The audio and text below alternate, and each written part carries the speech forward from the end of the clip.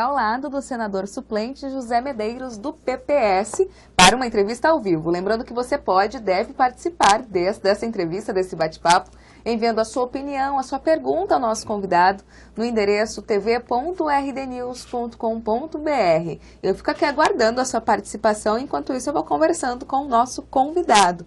Bom dia, Medeiros, obrigada pela presença aqui na RDTV. Bom dia, eu que agradeço a oportunidade. Deputado, senador, me fala um pouquinho sobre a sua expectativa em relação aos trabalhos no Congresso Nacional, ao Senado. O senhor deve tomar posse, né? Tomar assento lá no Senado no dia 1º de janeiro do ano que vem. Como estão essas expectativas? Olha, a expectativa são as melhores possíveis. Além da expectativa, que é uma expectativa grande, eu me sinto muito honrado por isso estar acontecendo. E assim, para o meu estado, para Rondonópolis, é um momento interessante, que vamos ter aí começa um novo marco. Nós que nosso grupo também acabou de ganhar o governo, então houve a alternância de poder, o que é bom, né? Então as expectativas são muito boas. O senhor já sentou com o senador Pedro Tax para definir algumas ações, de repente o encaminhamento de algumas ações que ele já vinha trabalhando lá no Senado ou não? Na verdade, assim, o senador Pedro Tax tem muitas ações. Eu estive olhando recentemente, apesar que eu vinha já acompanhando o mandato, mas ele fez um mandato extraordinário, viu? Uma coisa de encher os olhos mesmo. Eu acho que tá aí esse resultado das urnas realmente refletiu um pouco do trabalho que ele fez ali no Senado. Não conversamos ainda. Ele terminou a eleição, corrida, ele trabalhou incansavelmente nesse período eleitoral. Só para você ter uma ideia, tinha dia que ele tinha, após a reunião, a correria do dia de campanha, ainda tinha 5, 6 reuniões à noite. Então ele terminou a campanha, eu acredito, muito cansado. E já começou assim, em ponto de bala mesmo, já montando a equipe de transição. Isso dá muito trabalho. E ele saiu essa semana para dar uma descansadinha. Então eu não fui encher mais o tempo dele com mais uma questão, porque nós temos tempo, né? Ele está montando a equipe de transição e o Congresso ele entra em recesso em janeiro. Então vamos ter tempo nesse intervalo para conversar tudo sobre como vai ser, como as coisas vão se proceder. Então, Mas o senhor deve dar continuidade às ações que ele teve lá no Congresso ou não deve trabalhar em outras frentes, já que o senhor é da Polícia Rodoviária Federal, né, da PRF? Deve ter essa conjunção de esforços? Não, eu quero trabalhar ativamente nos projetos que ele já tinha, até porque são projetos, a maioria dos projetos, a maioria não, todos os projetos do senador Pedro Tax foram considerados relevantes. Nesses 4 anos que ele teve lá, esteve sempre entre os 10 melhores senadores do país e com projetos assim de importância muito forte para o país, não só para o estado de Mato Grosso, como reforma do Código Penal. Ele estava trabalhando na relatoria da reforma da segurança pública, que tem tudo a ver comigo, e dentre outros da questão da CLT que vinha trabalhando. Então, muitos projetos, e eu quero, além de dar continuidade nesses projetos, também fazer a parte do mandato, o mandato de Medeiros vai estar ali. Quais são as bandeiras que o senhor deve encampar enquanto senador, enquanto representante, por exemplo, da PRF? Olha, algumas bandeiras são inerentes à característica do próprio estado de Mato Grosso. Eu, como senador lógico, sou oriundo da segurança pública, e a segurança pública tem tudo a ver com o nosso estado, que nós estamos muito carentes nesse momento, de uma contrapartida do governo estadual. Então, o senador, como representante, vai ter esse condão, não só de cobrar, como de trabalhar para que a segurança pública do país melhore. Nós temos alguns gargalos aqui em Mato Grosso que se referem tanto à segurança do Estado, do próprio Estado de Mato Grosso, e refletem na segurança nacional. Nós temos 900 quilômetros de fronteira seca, notadamente aberto de frente aí para países produtores de cocaína, de maconha, exportadores de armas. E é muito importante que o país ele coíba esses ilícitos no atacado, lá na entrada, porque Cuiabá não produz cocaína, Cuiabá não produz maconha, não produz armas, não somos produtores, não fabricamos armas. Então é muito importante que se combata isso lá. Mas para isso a nossa bancada tem que se debruçar, exigir do governo federal, e, lógico, trabalhar com afinco nessa segurança pública. Outra bandeira que você perguntou como vai ser a atuação, nosso Estado, a base econômica do nosso Estado é a agricultura.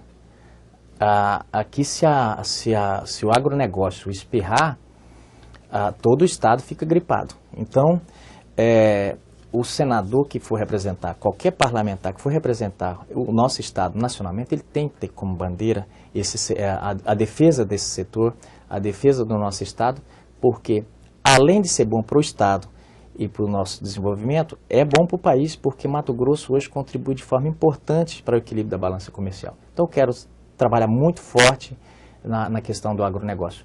E aí, os grandes debates estão ocorrem no parlamento. Nós temos questões nesse setor que são pauta nacional hoje e dizem respeito diretamente ao nosso Estado. Por exemplo, questão indígena, que nós temos o Estado, ele tem várias reservas indígenas e em dados momentos, por força das circunstâncias, às vezes até por uma desinteligência política nacional, o debate começa a criar um conflito entre o setor produtivo e os indígenas. E eu penso que isso tem que ser muito bem debatido, que não precisa haver esse conflito. Outra pauta, no mesmo assunto, é a questão ambiental.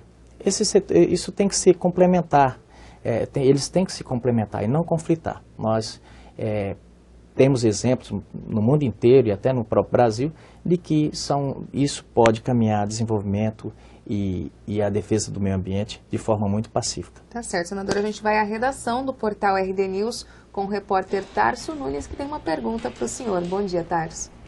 Bom dia, Thalita. Bom dia, José Medeiros. Medeiros, minha questão é o seguinte. A gente sabe que a primeira suplência, cargo que o senhor ocupa hoje, até a nomeação do governador eleito Pedro Táxi, é alvo de briga na justiça pelo atual segundo suplente Paulo Fiuza. O senhor assumindo uma cadeira no Senado, o senhor pretende chamar o Paulo Fiuza para uma conversa, um diálogo, colocá-lo no rodízio da cadeira no Senado, sair, pedir licença para ele entrar? Como que deve ser esse diálogo com o segundo suplente? Olha, eu acho que política é arte de conversar. Eu tenho até um amigo que diz que política é arte de prosear. Nunca me furtei ao diálogo, toda a vida tive muito aberto. Quando eu fui chamado para substituir o primeiro suplente, que é Zeca Viana, essa polêmica já existia até, essa briga já existia. Então, assim, com certeza o segundo suplente não está brigando comigo, já era uma briga que havia com a coligação, já tinha entrado na justiça. A justiça decidiu que não haveria inversão de Zeca na época, depois decidiu em não fazer a inversão de novo quando foi solicitado. Depois o segundo colocado, o Carlos Abicalil, entrou na justiça e a justiça novamente não cedeu. Então, assim, e ele decidiu judicializar a questão, e é um direito que assiste a qualquer um que se sinta que seus direitos não foram feridos, e ele judicializou a questão e com certeza a justiça vai dar um ponto final nisso, e eu não quero nenhuma polêmica com ele, com ninguém. O senhor conversa com ele, tem conhecimento, o conhece pessoalmente para ter essa conversa? Não, não conheço. Ele é de uma outra região, o estado de Mato Grosso é um estado continental, então assim, não tenho tido contato, não sei. A conversa tem sido, ele judicializou e eu respeito esse direito, mas também não polemizei com ele, não. Mas o senhor está tranquilo em assumir essa cadeira, sendo que há uma disputa judicial em curso e a possibilidade, ele vira o seu primeiro suplente e único suplente. Como fica essa questão? Na verdade, assim, isso é bem normal na política. O senador Pedro Táxi, por exemplo, ele nem foi diplomado ainda, se eu não me engano, deve ter umas 2 ou 3 ações aí, questionando e já pedindo cassação de registro, essa coisa toda, né? No meu caso, eu fui diplomado, fui registrado, o registro foi julgado pelo pleno do tribunal e, posteriormente, fui diplomado. E, então, o fato dele questionar na justiça, isso é plenamente normal. E eu confio no TRE, confio na Justiça de Mato Grosso. Nesse pleito já deu provas da lisura e da forma ordeira como aqueles desembargadores, aqueles juízes atuam. Então, sim, estou muito tranquilo com relação a essa questão. Ivanor Kaiser pergunta por meio do blog, como o senador se sente em ocupar um cargo político sem não ter recebido os votos diretos? Será que o povo realmente queria que o senhor fosse nosso representante? Ivanor pergunta. Ah, sim. Não, Ivanor, eu creio que sim. Isso tem sido até questão de debate, tem sido muito debatido. O suplente não tem voto. Agora, a justiça, na verdade, o parlamento se debruçou sobre essa questão alguns anos atrás já, porque havia essa polêmica, aquela coisa, olha, o suplente geralmente é o cara que compra o mandato, ele financia o titular e fica lá para depois assumir durante um período. Mas, na verdade, e daí por diante, passou-se a exigir que o suplente constasse no material publicitário, para que o eleitor saiba em quem está votando, e constasse a sua foto na urna. Então, assim, na verdade, dizer que o suplente não foi votado é uma meia-verdade, porque o eleitor, no momento que ele chega na urna, que ele se depara com aquela chapa, ele está votando numa chapa de senador, primeiro e segundo suplente. Se ele se deparar com a foto do suplente ali e ele optar por não votar, ele vai estar ali, ele tem essa prerrogativa. Então, o suplente, ele é votado também. Ele pode não estar na cabeça da chapa, mas é a mesma forma de você vai votar, por exemplo, para presidente da República. Você olha presidente, você às vezes gosta da presidente, mas você não tolera o vice, ou você não aprova o vice. Então você pode não votar porque você sabe quem é o vice. Então, na verdade, o suplente é votado sim.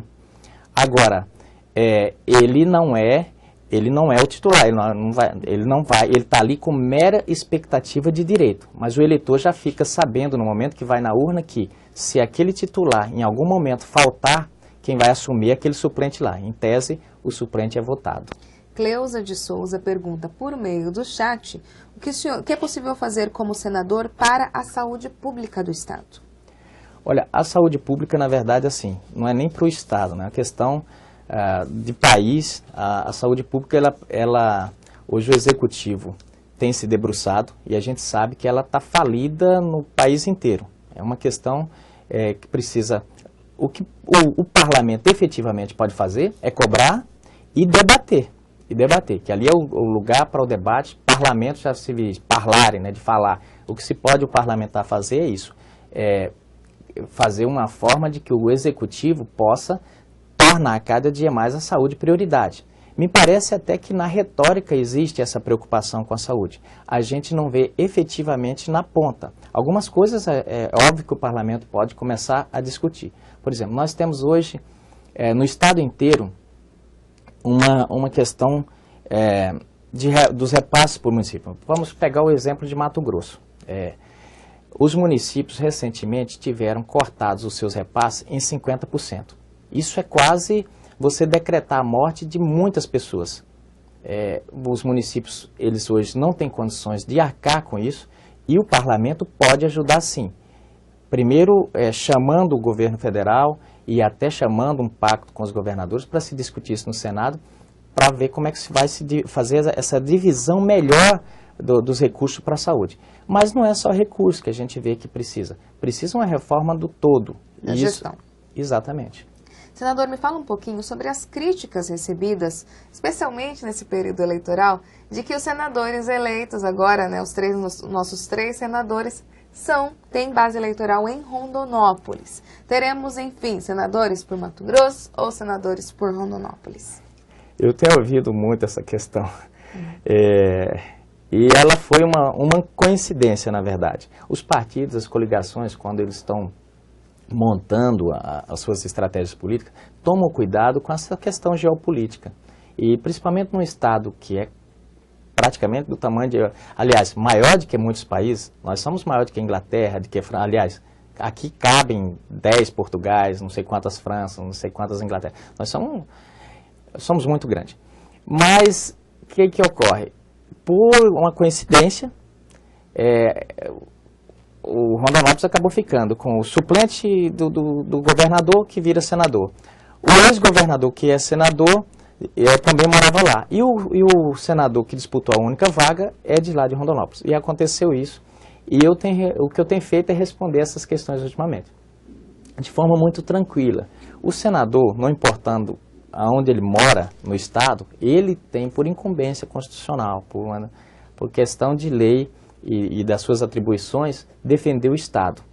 Então, se ele nasceu em Sinop, se ele nasceu em Araguainha, ou se ele nasceu em Alto Araguaia ou em Rondonópolis, ele tem responsabilidade com o Estado todo. Agora, a discussão vai haver, isso não tem como evitar, porque os três, e eu creio que é fato inédito, talvez até na história do país, uma cidade com 200 mil habitantes, de repente ter os três senadores do Estado. Nós temos, por exemplo, São Paulo, com mais de 10 milhões de habitantes, ele tem 3 senadores. E aí, por coincidência, Rondonópolis, com 200 mil habitantes, ficou com os 3 senadores do Estado. Então, essa discussão vai haver e não tem como mudar.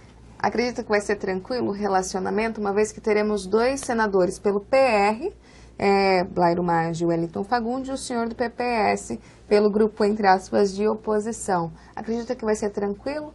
Eu tenho comigo assim, o eleitor ele se comporta mais ou menos como um técnico de futebol da seleção brasileira. Ele escolhe o seu time e põe para jogar. E quando o técnico faz isso, ele pega um do Flamengo, outro do Goiás, outro do Botafogo e coloca ali. E quando essas pessoas estão lá dentro do campo, ele não está lá para defender a bandeira só do seu time. Ou seja, ele não está lá para defender a bandeira, para brigar entre si. Eles estão lá para defender a seleção. E aqui eu comparo, faço essa analogia com a bancada federal de Mato Grosso. O eleitor escolheu esse time para defender o Estado. E ele não quer saber, terminada a eleição, ele não quer saber de candidato, de representante seu em cima do palanque com arengas menores. Então eu não tenho dúvida que a bancada vai estar imbuída de representar o Estado. E esse é o meu pensamento. Eu daqui para frente eu tenho um objetivo, defender e representar bem o Estado de Mato Grosso. Medeiros, o fato de você nunca ter sido eleito, de fato, né? Nenhum cargo eletivo, o senhor foi candidato, lembrava aqui, a deputado federal em 2006, e não ter tido nenhum cargo mais representativo também no Executivo, acredito que isso pode dificultar a sua atuação no Congresso ou até facilitar, porque não apresenta nenhum vício? Olha, primeiro que, assim, entra com uma responsabilidade muito grande. Por quê? Você entra, se por um lado não existe nenhuma expectativa, porque o que se espera, quando você já tem, nós temos, por exemplo, o senador Blairo Maggi, quando entrou, ele já era governador e já tinha passado pelo Senado também. O deputado Wellington Fagundes, ele já está quase 30 anos no parlamento. Acumula 6 mandatos, deputado federal. Exatamente. E chega Medeiros, o novo. Eu acho que isso é positivo até para o Estado. Faz uma mescla entre a experiência e o novo que está chegando, que quer se apresentar, que quer trabalhar pelo Estado. Do outro ponto de vista, também dificulta, por quê? Existe um ditado que diz que de onde não se espera é que não sai nada, né? Então, por esse ângulo, assim, eu não tenho o direito de errar. Eu não tenho o direito de cometer deslize algum, porque eu estou chegando. Eu estou chegando e tenho que trabalhar muito para passar a existir no cenário político e para representar bem o Estado. Então, por outro lado, tem aquele negócio. Se você fizer o dever de casa, como não tinha nenhuma expectativa, já é alguma coisa. Então, vamos aguardar essa... Vamos aguardar. O tempo dirá como vai ser Medeiros no Senado. Tá certo. O senhor deve trabalhar, logicamente, em parceria com o governador eleito, Pedro Taques. Sim, com certeza. Vamos estar não só com o governador eleito, mas queremos trabalhar junto aos prefeitos e junto também aos deputados estaduais, porque o parlamento, o parlamento estadual, ele tem tudo a ver, quer dizer, nós temos 3 esferas e eu quero trabalhar muito com os vereadores, com os prefeitos, com todo o corpo que o eleitor colocou ali para trabalhar, para que a gente possa fazer um bom trabalho pelo Estado. Tá certo, Medeiros. Obrigado pela presença aqui na RDTV. Eu que agradeço.